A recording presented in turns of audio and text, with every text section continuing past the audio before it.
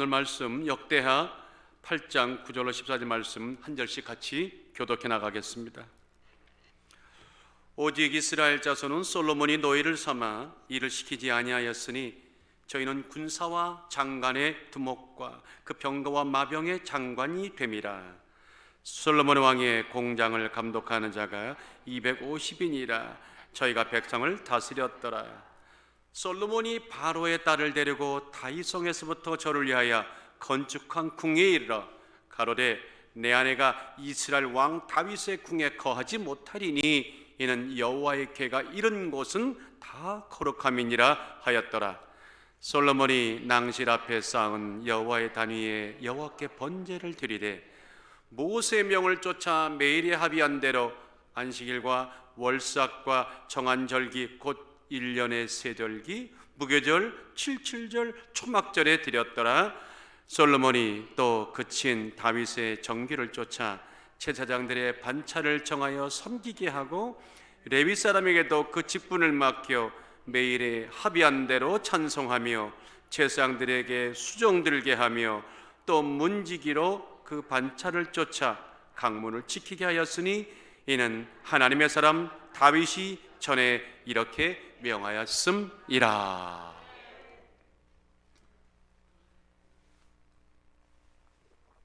하나님 살아계십니다.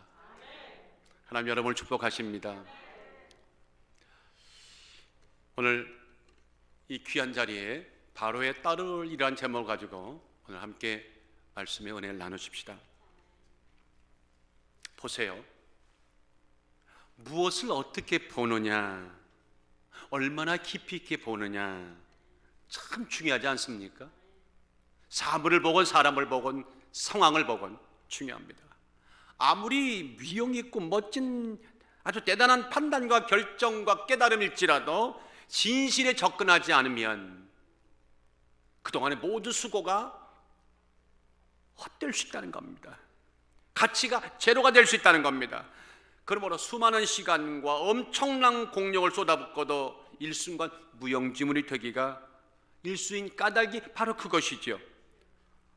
우리가 때때로 원치 않는 실패를 맛보기도 하고 넘어지기도 하고 누군가에 의해서 상처를 받기도 합니다. 자, 이런 모든 이유가 결국 그런 까닭과 일맥상통하는 겁니다. 한번 따라하십시다. 수면 밖으로 나타난 진실, 수면 밖으로 드러난 진실과 수면 아래 진실이 같아요, 달라요? 같아야 되는데 다를 때가 많다는 겁니다. 이게 문제입니다. 그리고 진실이 정확히 드러나지 않고 파악되지 않았기 때문에 서로 간의 오해와 곡해와 어려움과 상황이 우리에게는 넉넉지가 않다는 것이죠. 누구보다 그리스도인들이라면 더욱 모든 면의 말씀에 대한 숙고가 필요하고 묵상이 필요하고 진리로 접근하려고 하는 아주 힘있는 자세와 진지한 영적 모습이 꼭 필요하다. 여러분들에게 그런 은혜가 있으시기를 주의 이름으로 축원합니다. 요한복음 14장 26절에 지난 일주일 동안 우리가 보혜사 성령님에 대해서 말씀을 나눴는데 똑같은 말씀을 하십니다.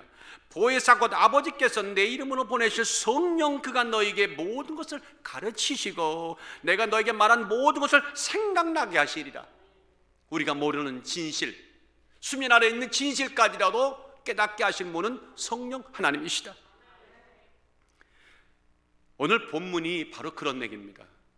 수면 밖으로 드러난 진실은 사실 어쩌면 진실이 아닐 수 있어요.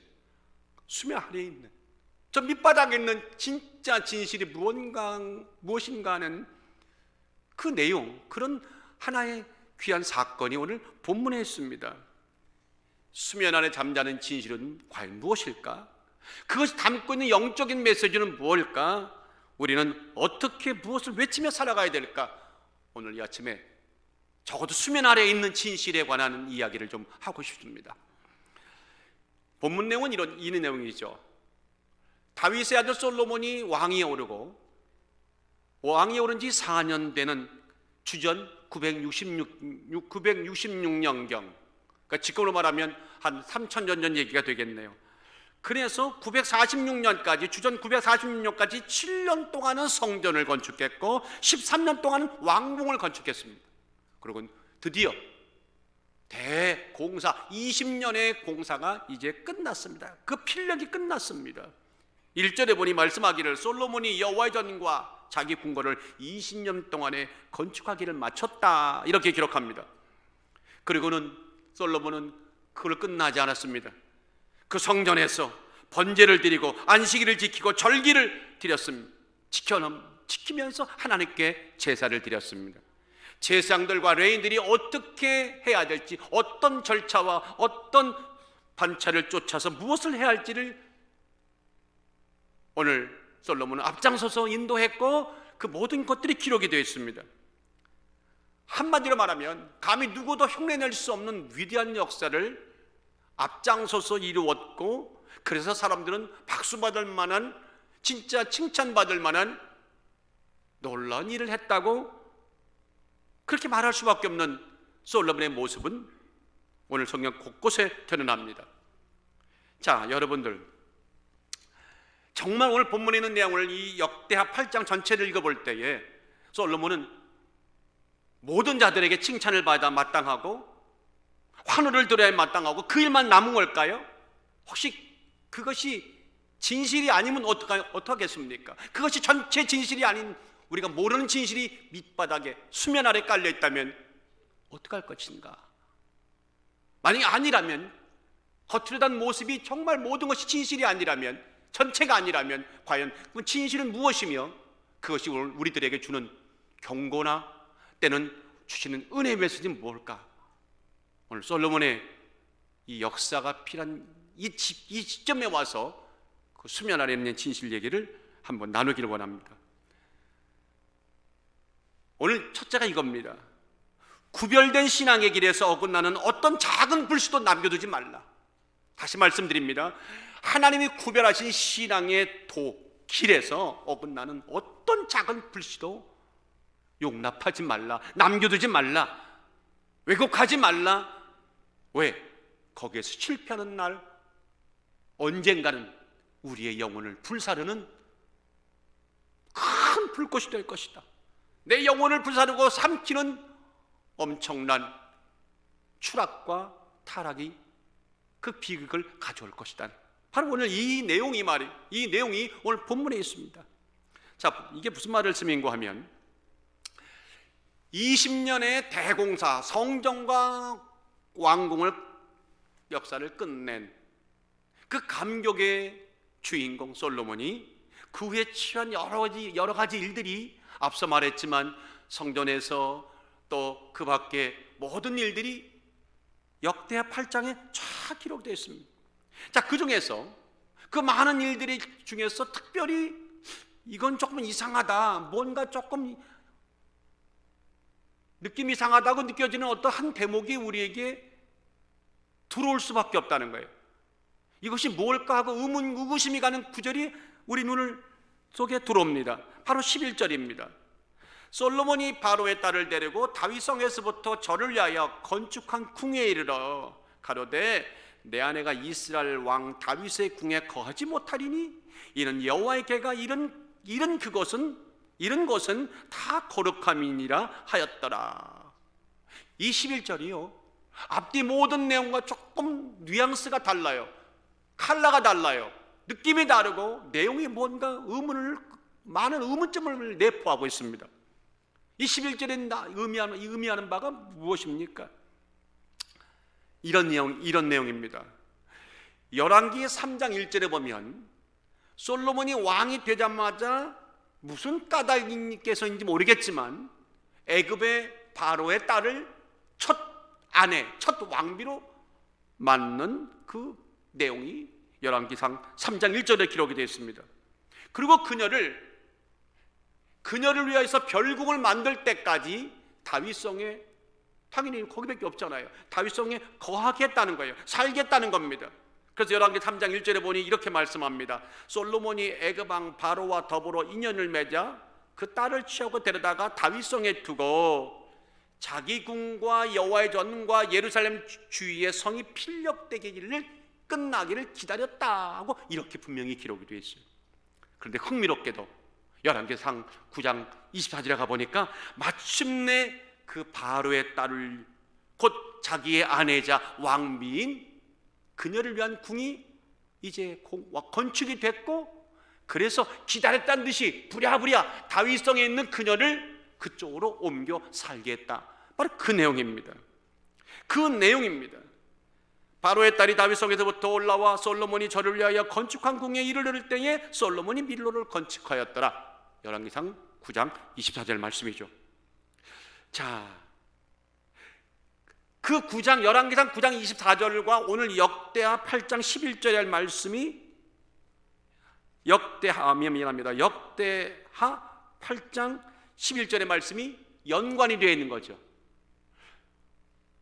열왕기상 9장 24절에 그 이유가 까닭이 왜 옮겼느냐, 그 이유가 오늘 본문 11절에 나와 있는 겁니다. 그래서 아주 묘한 뉘앙스가 풍겨납니다. 도대체 왜 솔로몬은 그녀를 위해서 별궁을 지었고 짓자마자 완공되자마자 부랴부랴 다윗성에서 기다렸던 듯이 그녀를 그것을 옮겼을까? 옮겨 살게 했을까?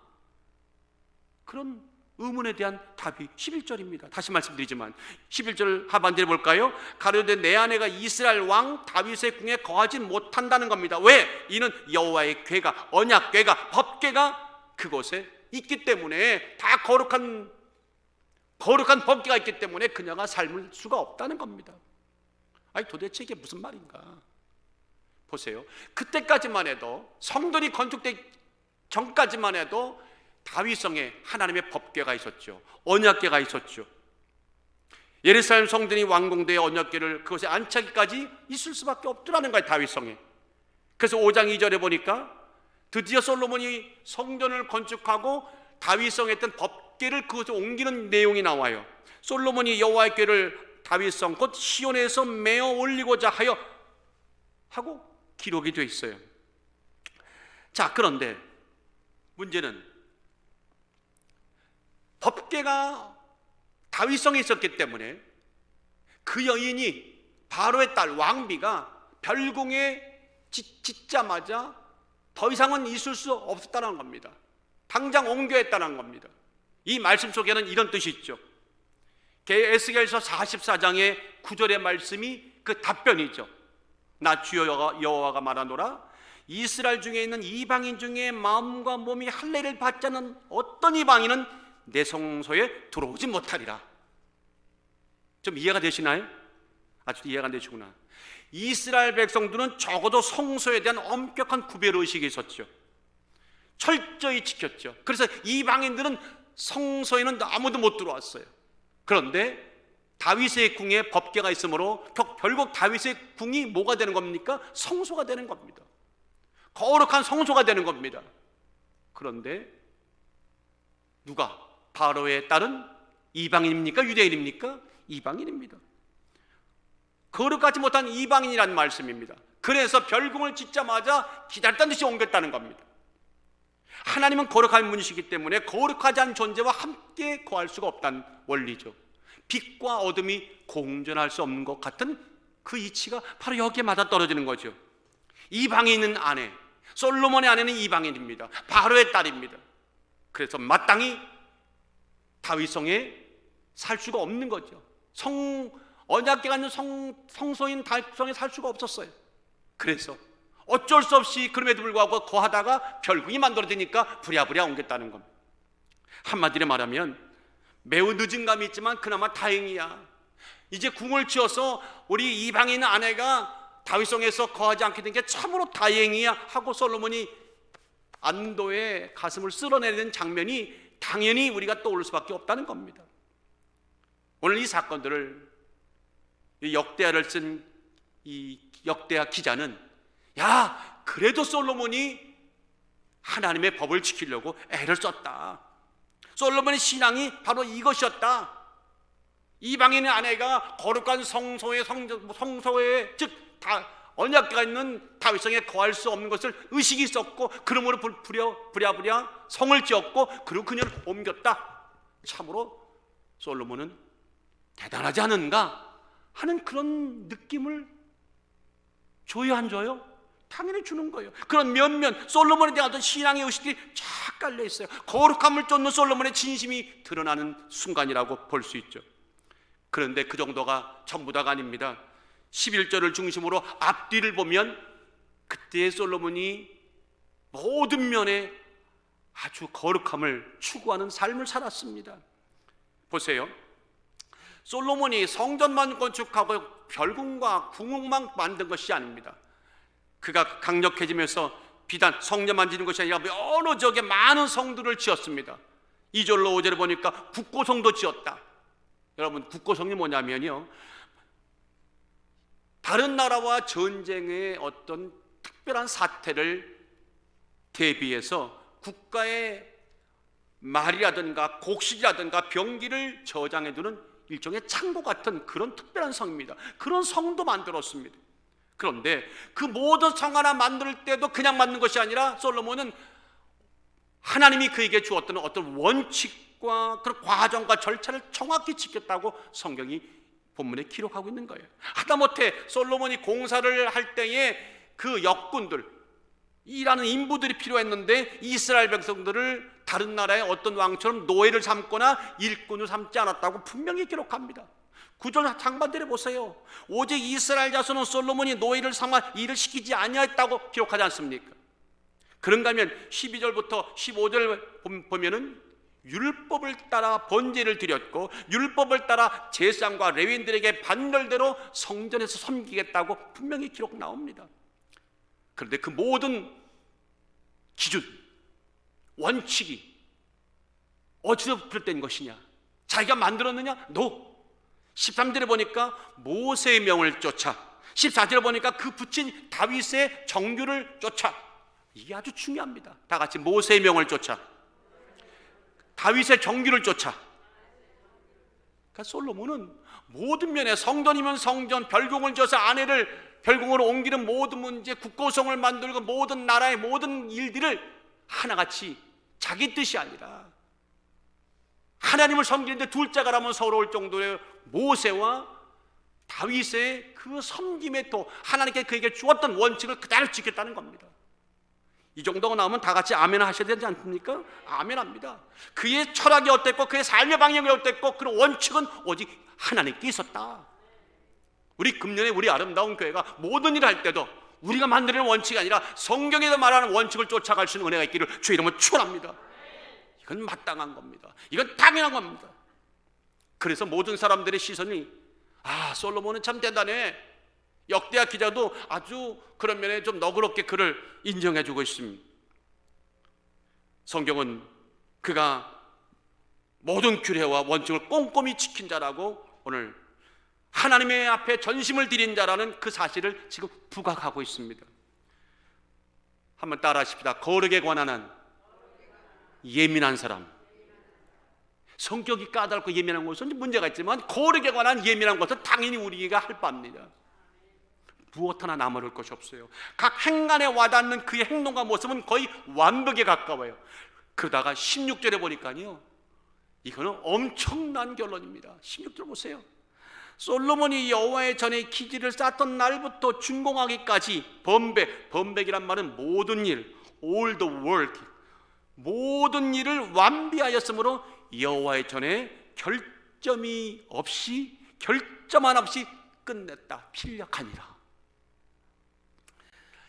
여러분들 만약에 이 정도로 지금 우리가 솔로몬처럼 우리가 말입니다, 여러분에 대한 저 하늘에서 기록되는 생명책에 최수범 목사가 목회를 함에 있어서 하나같이요 뭡니까 지 뜻대로 하지 않고 모든 일을 반벽에 완비하였고 여호와의 전에 결점 없이 일을 마쳤다고 기록됐다면 난 정말 대단한 사람 아닙니까? 여러분들은 대단하지 않습니까? 이럴 때는 아멘 나오지 않습니까? 솔로몬은 아주 위대하고 결점 하나 없고 참으로 문제없는 사람이죠. 크게 외치고 싶어요. 솔로몬을 닮으세요. 솔로몬을 닮으세요. 그 사람 진짜 믿음의 사람 아닙니까? 그렇게 생각하십니까? 결점 하나 없고 하등의 의심 하나 여지가 없고 거룩한 영성 맞고 칭송받을 만하고 거룩이라는 원칙을 철저히 지킨 사람 맞지 않습니까?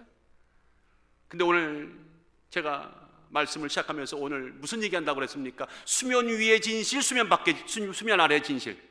수면 아래의 진실. 수면 위의 진실은, 겉으로 하는 진실은 솔로몬은 진짜 무결점합니다. 완벽에 가까울 정도로 거울을 쫓아갔던 박수받을 만한 종입니다. 근데 21절 한 절 때문에, 21절 한 절의 수많은 그 영적 깊이 때문에 우리는 이제 알게 되는 거예요. 그는 수면 위의 진실은 그랬는데 수면 아래 진실은 딴판이었다는 겁니다. 이게 무슨 말인가 하면, 여러분들 솔로몬이나 우리나 마찬가지죠. 하나님의 백성들을 향해서, 하나님의 사람들을 향한 하나님의 분명하신 뜻이 뭡니까? 그럼에도 불구하고 처음부터 솔로몬이 놓쳤던, 하나님의 뜻과 상관없이 솔로몬이 놓쳤던 결정적인 실수, 이것쯤은 괜찮지 않아? 하고 흘렸던 거, 그런데 그것이 알고 보니까 엄청난 문제였다는 사실을 나중이라서 깨닫고, 분명 깨달았을 겁니다. 솔로몬은 본인이니까 알 겁니다. 그것이 뭘까? 그 수면 아래 있는 진실, 감춰진 그의 부끄러운 모습이 뭘까? 어떤 경우에도 하나님이 정하신 길을, 정도를 벗어나면 편법은 안 된다는 거예요. 편법은 안 된다. 시작. 편법은 안 된다. 시작이 잘못됐는데, 첫 단추가 잘못됐는데 어떻게 마지막까지 낄 수가 있겠습니까? 그 첫 단추가 아주 이 정도쯤에 할 수 있는 걸지라도 잘못 끼면 나중에는 채울 단추가 없게 되기 마련이죠. 열왕기상 11장 2절이 이게 답입니다. 여호와께서 일찍이 여러 국민에게 대하여 이스라엘 자손에게 말씀하시기를, 너희는 이방인들과 서로 통하지 말며 저희도 너희와 서로 통하지 말게 하라. 저희가 정령껏 너희 마음을 돌이켜 저희 신을 쫓게 하리라 하셨으나, 다 같이 솔로몬이 저희를 연애하였더라. 하나님은 처음부터 어떤 경우에도 이방인과 함께 통하지 말라. 오늘날은 말하면 세상에서 많은 사람들 섬기고 우리가 사랑하고 교제를 나누지만 영적으로는 전혀 달라야 된다는 거예요. 당연하잖아요. 그런데도 영적으로 그것조차도 성을 허물고 그들과 통하는 순간, 이거는 하나님이 앞에 하나님 보시기에는 자기의 영적인 생명을 송대짝 갖다 바친 것과 같더라는 겁니다. 그래서 솔로몬에게 말했어요. 어떤 경우에도 이방인과 통하지 말라 말씀했어요. 그런데 솔로몬이 왕이 되자마자 첫 왕비를 누구를 얻었어요? 바로의 딸을 얻었어요. 이방인을 얻었어요. 그것이 어떤 결과를 가져올지, 어떤 마지막 자기의 노후와 마지막 말년에 어떤 비극과 추락을 가져올지를 상상도 못하고 이 정도쯤이야 하고 넘어갔다는 거예요. 여러분들, 오랜 세월 동안에 궁을 지어서 공력을 들이고 돈을 투자하고 그 많은 일을 내서 그때까지 다윗성에 그 아내를 부득불 두었다가 별국이 만들어지니까 옮기는 이 일은 처음부터 그 여인과 결혼을 안 했더라면 있을 수 있는 일이 없는 일이에요. 이건 하지 말아야 할 일이고 있을 수도 없는 일이에요. 이건 시간 낭비고 돈 낭비고 정력 낭비고 무엇보다 영성 낭비인 거죠. 더 웃기는 거는 다윗성은 언약궤가 있으므로 거룩한 곳이니까 이방인이 거하지만 안 된다고 말해놓고는 그걸 별국이 만들 때까지 수년 동안을 거기에 부득불 있었잖아요. 이런 말도 안 되는 일을 누가? 솔로몬이 했다는 거예요. 보세요. 역대하 8장에 보니까 모든 것을 원칙을 제대로 알고 성전에서 레위인들에게, 제사장들에게 또 모든 일을 다윗의 규례와 모세에게 명하신 말씀을 따라 그렇게 거룩을 외쳤던 솔로몬이 도대체 왜 그러면 처음부터 첫 아내를, 이방인의 아내를 얻었을까? 그 이유가 뭡니까? 우리는 이유를 알고 있어요. 애국과 좋은 관계를 유지하기 위해서 그런 거예요. 강력한 나라, 유력한 세력과 정략 결혼을 통해 자신의 세력을 이제 좀 견고하고 싶었던 거죠. 내가 이제 왕이 됐는데 내 왕권을 튼튼히 하려면 가장 강력한 주변의 어떤 나라와 이제 끈끈한 유대 관계를 맺어야 되는데 가장 그 유대 관계를 맺을 수 있는 가장 좋은 방법이 뭐예요? 그 왕의 딸을 내 아내를 삼는 것이죠. 근데 여러분 보세요. 바로의 딸을 내 아내를 삼았다는 얘기는 결국 하나님을 믿었다는 거예요? 애굽을 믿었다는 거예요? 그렇죠. 애굽을 믿은 겁니다. 말로는 하나님을 믿는다고 아멘 해놓고는 실제 문제 삶에서는 가장 내 주변에 있는 사람의 힘을 의지하고 그것을 내 힘으로 하려는 그러한 잘못을 범한 거죠. 정도를 떠나간 거죠. 결과적으로 마귀에게 틈을 내어준 겁니다. 여러분들 신앙생활 할 때요, 그럴 수밖에 없어, 환경이 그래, 상황이 그래, 이거는 신앙과 상관이 없어. 여러분 보세요. 어디가 신앙이고 어디가 신앙 아닙니까? 어디가 영적이고 어디가 인간의 내 삶입니까? 내 삶 자체가, 나의 인생 자체가 하나님의 것인데, 나의 모든 시간들이, 모든 것들이 다 하나님 손에 있는데 어디까지는 하나님 거고 어디까지는 내 몫입니까? 이거 잘못된 겁니다. 그런 걸 이사야 33장 1절에 분명히 말합니다. 도움을 구하러 애굽으로 내려가는 자들은 화 있을진저, 주여, 그들은 말을, 병거를 의뢰하고 병거의 많음과 마병을 심히 강함을 의지하고 이스라엘 거룩한 자를 앙모치 아니하며 여호와를 구하지 아니하였거니와, 이렇게 말하잖아요. 놀라운 일이에요. 여러분 찬송가 405장에 어메이징 그레이스, 나 같은 죄인 살리신, 이 위대한 찬송을 작시한 사람이 존 뉴턴 아닙니까? 존 뉴턴이 예수 만나기 전에는 뭐 했죠? 노예들을 잡아다가 노예를 파는 노예선의 선장이었죠. 자, 그런 무지막지한 자가 예수를 만나고 나서 했던 멋진 자기 고백, 신앙 고백이 있어요. 오늘 나는 내가 되어야 할 모습이 아니다, 내가 되고 싶은 나의 모습도 아니다, 또 한 다른 세상에서 내가 되고자 하는 모습도 아니다. 그런데 내가 아는 것은 하나라는 거예요. 나는 여전히 이 예전의 내가 아니다, 오직 하나님의 은혜로 된 나다. 내가 바라는, 옛날에 세상에 살 때 내가 바라는 나도 아니고 꿈꾸던 나도 아니고 딴 세상이 나도 아니야. 이제 내가 확실히 아는 건 은혜로 구원받은 나밖에 없어. 그 말을 바꿔 말하면 내 삶의 모든 원칙이 이제는 내 중심이 아니라 하나님께로 온전히 바뀌어서 그분의 잣대로 살겠다고 하는 철저한 고백인지 믿습니다. 진정 하나님을 믿고 따른다면 내가 원하는 나, 내가 되고 싶은 나, 내가 도달하고 싶은 내가 아니라 하나님이 바라시는 나, 하나님이 꿈꾸시는 나, 하나님이 기대하시는 나, 하나님 도달하시는 원한 그 자리에 내가 있어야 된다는 것입니다. 솔로몬은 1000번제를 드리고 하나님 앞에 감동을 시켰던 그 모습과는 다르게 실제 궁으로 돌아오는 순간 주판하나를 돌렸죠. 내가 이 왕자리에 앉아서 오랫동안 왕으로 영광을 누리려면 하고 정세를 살펴보니까 하나님의 뜻을 살펴보는 것이 아니라 정세를 살펴보니까 애굽이 보이고, 그래서 그와 화친을 맺고 딸을 아내로 삼은 것이죠. 그것도 첫 번째 아내를. 솔로몬은 처음부터 자신이 원하는 자신을 찾으려고 애쓴 모습일 뿐입니다. 그동안에 다윗성에는 언약궤가 있으니까 내 와이프가 거하면 안 돼 라고 말은 그렇게 했지만 실제적으로는 그 일을 만들지 말았어야 되는 거예요. 처음부터 만들지 말았어야 된다는 거예요. 이해가 되십니까? 전부 다 핑계였다는 겁니다.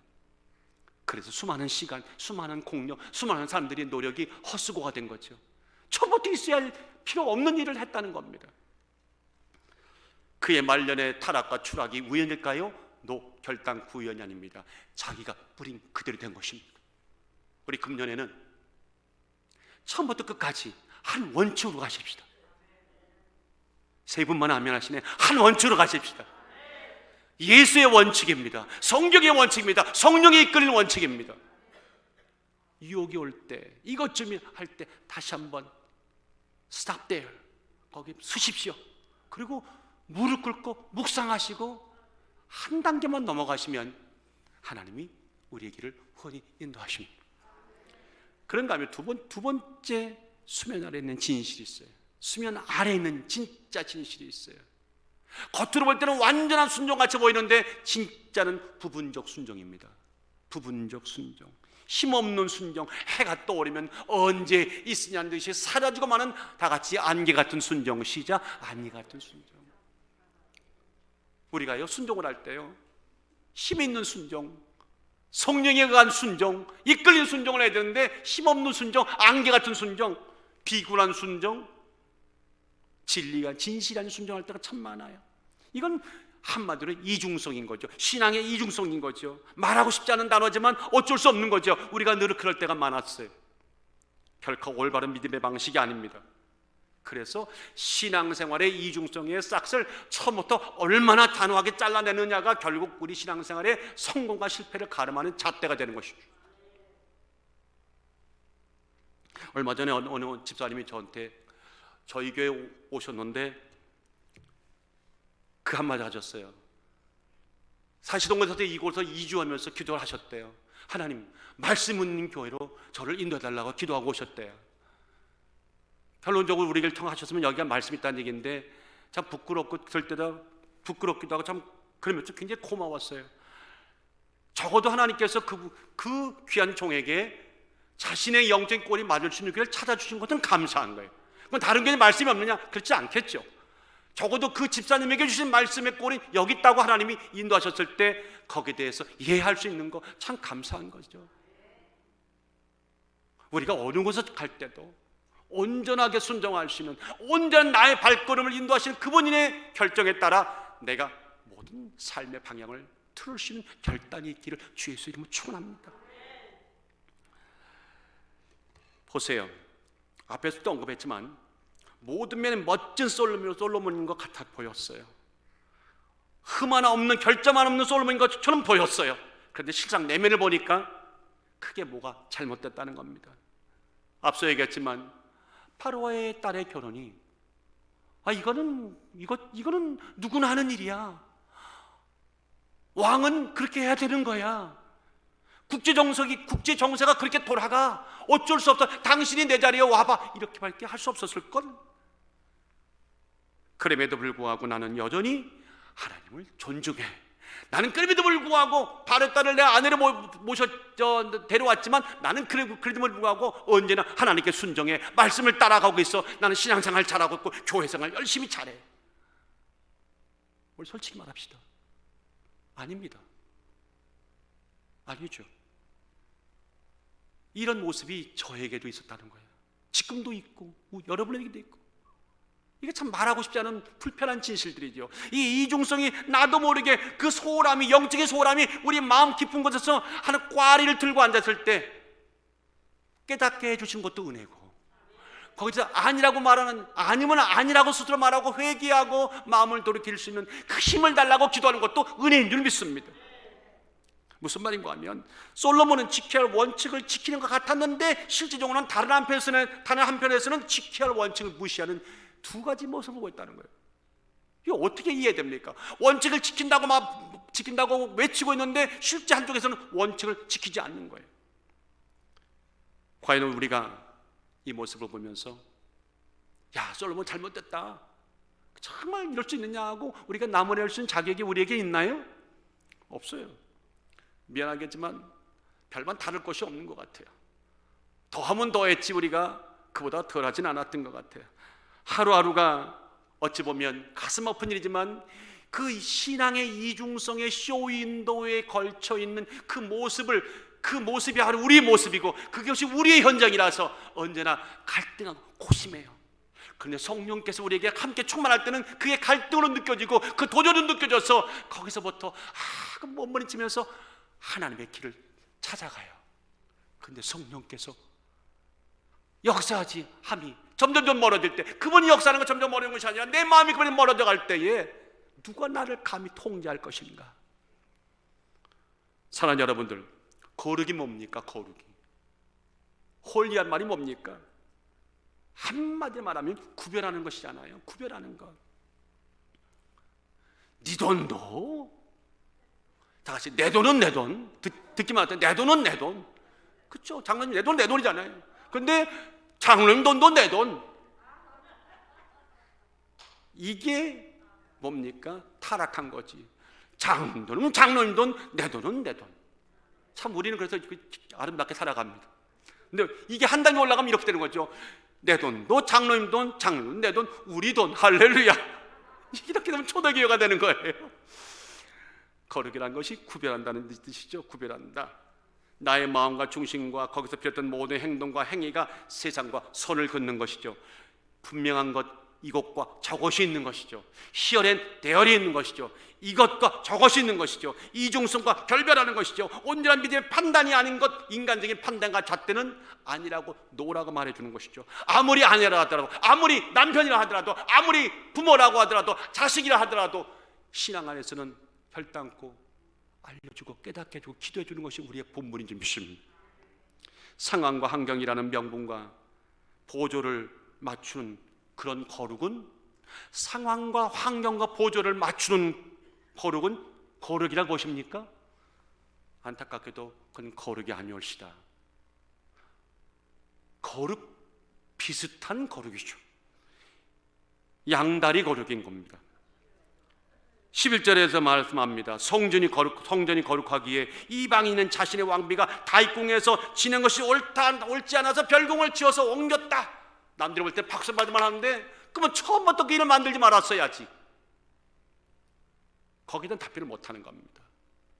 그렇다는 말, 그건 왕으로서 할 수 있는 수밖에 없는 영역이, 왕의 영역이야. 백성의 영역을 볼 때는 이해가 안 되지만 왕의 윤리로는 이해가 돼 라고 말한다면, 세상의 모든 것은요 늘 두 가지일 수밖에 없습니다. 그럼에도 불구하고 우리 신앙인은 한 가지 거룩의 원칙에서 해결을 해야 된다는 것입니다. 결국 별궁을 짓고 수년 동안의 공력을 들이고 물질 쏟아붓고 많은 사람들이 애써 일해서 멋진 궁을 만들었는데, 그 모든 일이 색깔이 결국 색이 바라는 거예요. 그 모든 기쁨과 영광이 결국은 솔로몬의 작은 그 이중성 때문에 빛을 발한 겁니다. 계시록 3장 14절에는 그러므로 이렇게 말씀하죠. 라오디아 교회 사자에게 편지하기를, 아멘이시여 충성되고 참된 증인이시여 하나님의 창조의 근본이시니가 가라사대, 내가 내 행위를 아노니 내가 차지도 않고 덥지도 아니하도다. 내가 차든지 덥든지 하기를 원하노라. 내가 이같이 미지근하여 덥지 아니하고 차지도 아니하면 내 입에서 너를 토하여 내리라. 참 말씀을 전할, 이 말씀을 할 때마다, 상고할 때마다 참 불편해요. 내 마음이 이렇게 불편할 수가 없어요. 막 가슴이 확확 제 마음에 와 닿는 것. 그렇지만 이제는 차시든지 덥든지 결정하셔야 돼요. 옆에 분들에게 조용하게 차갑든지 덥든지 결정하세요. 진짜 차갑든지 덥든지. 우리에게는 앞으로 자석을 두 자리를 만들려고요. 이쪽은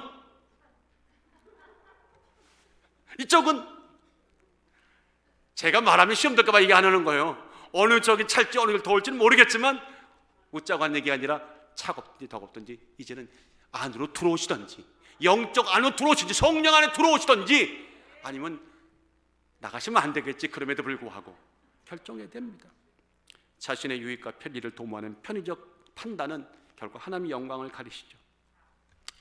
여러분들 열왕기하 5장에 보면 그 아랍 나라의 군대 장관, 이 문둥병이었던, 그래서 나날이 자신만하는 그 문둥병에 막 죽어가던 그 나아만이 결국 이스라엘 땅에 와서 누구를 통해 고침받았어요? 엘리야, 엘리사.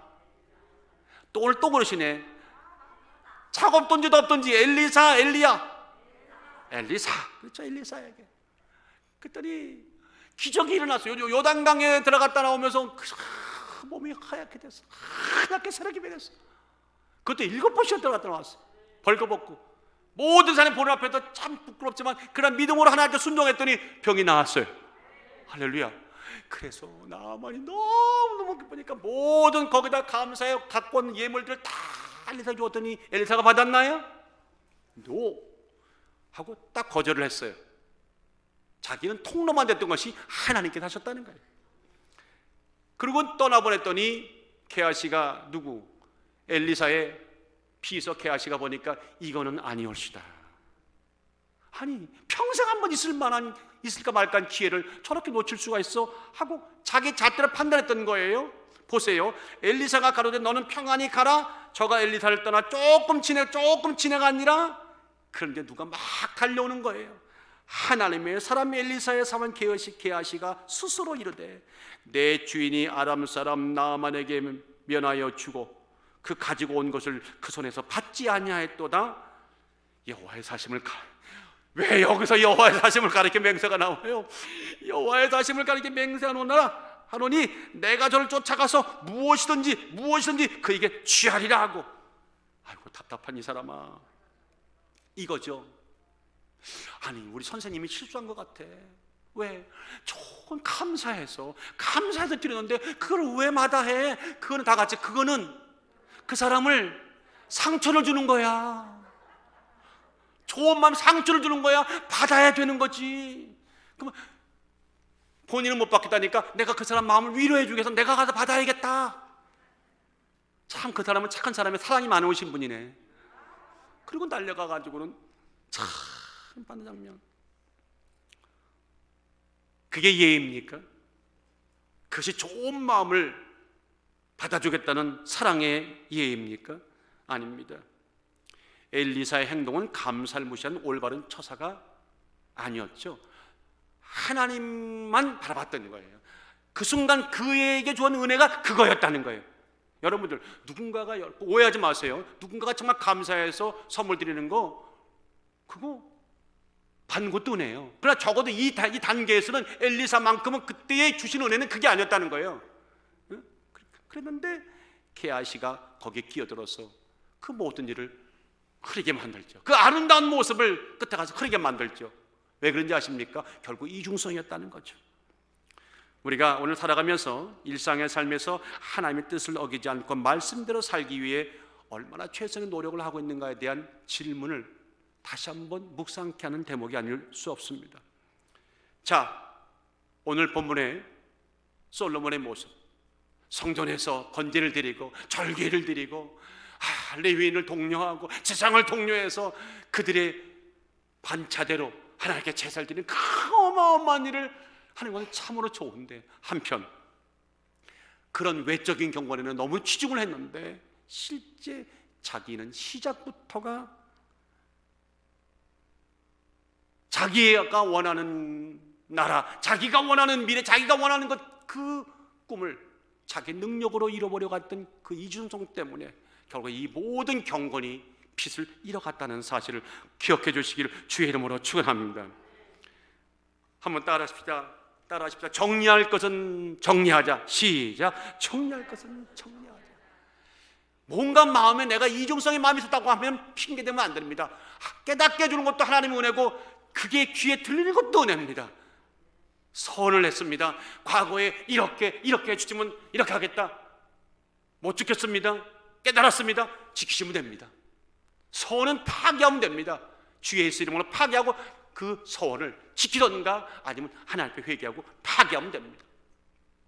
아무쪼록 우리가 엎드려서 낮아져서 하나님이 원하는 원칙 하나만 갖고 세를 달려갈 수 있는 은혜가 있기를 주의 이름으로 축원합니다. 프랑스의 철학자이자 수학자 파스칼이 이런 유명한 말을 남겼어요. 인간의 마음속에서는 뻥 뚫린 크다는 구멍이 있다는 거예요. 여러분들 가만히 영토 보면 여러분 마음에 이만한 구멍이 다 있대. 근데 그 구멍은요, 모르는 어떤 피조물을 채워줄 수가 없다는 거예요. 이 수학자인 물리학자가 그렇게 말하는 것입니다. 오직 예수 그리스도로 알게 된 하나님만이 채울 수 있다는 겁니다. 내 편법과 내 이중성을 가지고 내가 원하는 것들을 아무리 채워도 그건 만족함이 없습니다. 오직 그거는 은혜 안에서, 신앙 안에서 말씀의 축복된 기쁨과 감사로 채워질 때 채워질 수 있는 공간들입니다. 오늘 여러분들, 솔로몬은 너무 계산이 빨랐습니다. 1000번제를 드리고 하나님 앞에 내가 너에게 무엇을 해줄고, 하나님이 그렇게 감격했던 그 모습, 그 광경을 너무 빨리 잊어버렸습니다. 그리고 정sen을 살피고 세상을 살피고 그 속에서 살려고 자기 길을 걸어갔습니다. 그 이중성의 결과가 뭔지 아십니까? 열왕기상 11장 1절에 보세요. 이방인 아내 하나쯤 얻어도 괜찮아 라고 말할지 모르겠지만 마지막과 같군요. 어떤 결과가 일어났습니까? 솔로몬 왕이 바알의 딸 외에 이방인 많은 여인을 사랑하였으니, 참 주여, 한 여인을 사랑해 많은 여인을 사랑하였으니 모압과 암몬과 에돔과 시돈과 헷 여인이라. 6절 7절에 보니까 솔로몬이 여호와의 눈앞에서 악을 행하여 그 붙인 다윗이 여호와를 온전히 쫓은 것 같이 쫓지 아니하고. 그 보세요, 아까는 여호와의 귀를 정하여서 원칙을 지켜나갈 때에 다윗의 정규를 따라갔다고 말했는데 결국 그거는 부분적이었다는 거예요. 하나님이 보니까 홀 인생의 그에 돌아보니까 결국 다윗의 길을 쫓아가는 게 아니었다는 겁니다. 모압의 간증한 그 모습을 위하여 예루살렘 앞에 산당을 지었고 암몬 자손의 가증한 몰락을 위하여 그와 같이 하였으며, 9절 10절에 보니까 솔로몬이 마음을 돌이켜 이스라엘 하나님 여호와를 떠남으로 여호와께서 저에게 진노하셨다. 물론 전체의 솔로몬의 인생의 과정을 평가절하하거나 통째로 잘못된 말한 것이 아닙니다.